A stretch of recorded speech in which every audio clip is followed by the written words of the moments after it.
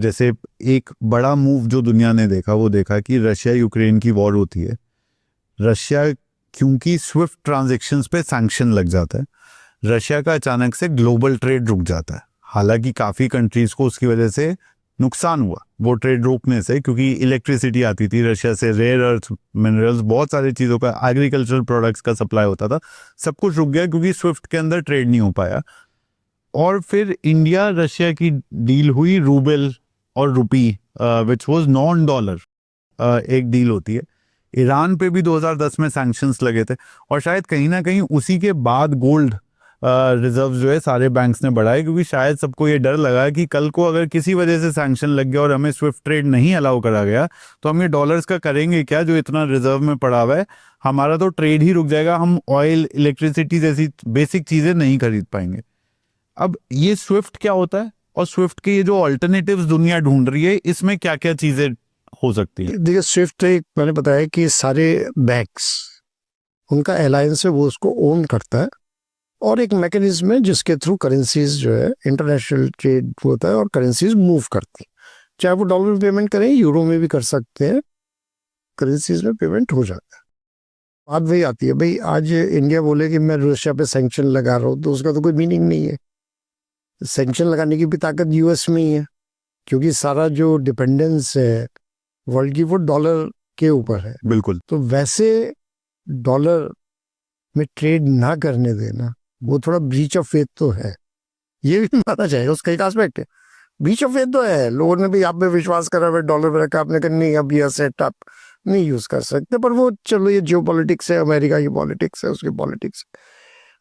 लेकिन वर्ल्ड को ये भी समझ में आ गया कि एक ही करेंसी पे डिपेंडेंस करना वो उचित नहीं, नेशनल इंटरेस्ट में नहीं है हमारे। तो अब उसका ऑल्टरनेटिव में वर्क सब चल ही रहा है। बाइलेटरल आप कर सकते हैं, पर बाइलेटरल में भी प्रॉब्लम ये आती है कि अगर आपका ट्रेड बैलेंस्ड नहीं है, अब रशिया के पास रुपया जमा होता चला जा रहा है, तो वो उस रुपए का क्या करेगा?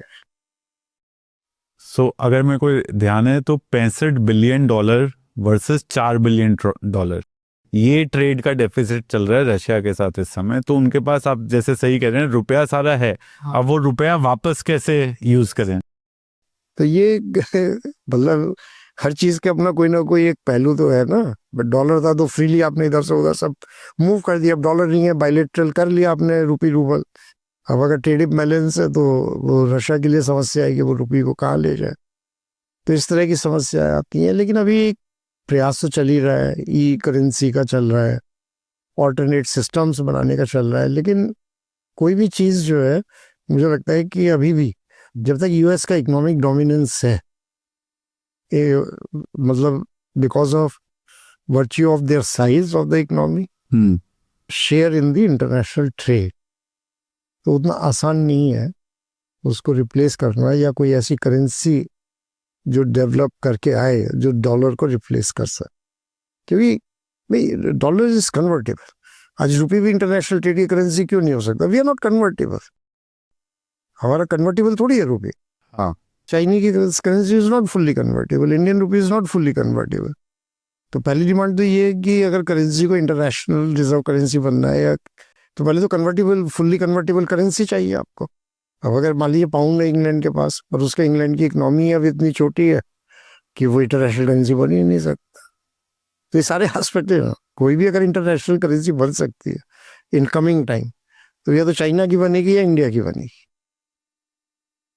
लेकिन उसके लिए इंडिया और चाइना कब इस पोजीशन में होंगे कि उनकी करेंसी फुल्ली कन्वर्टेबल हो, वो देखने वाली चीज।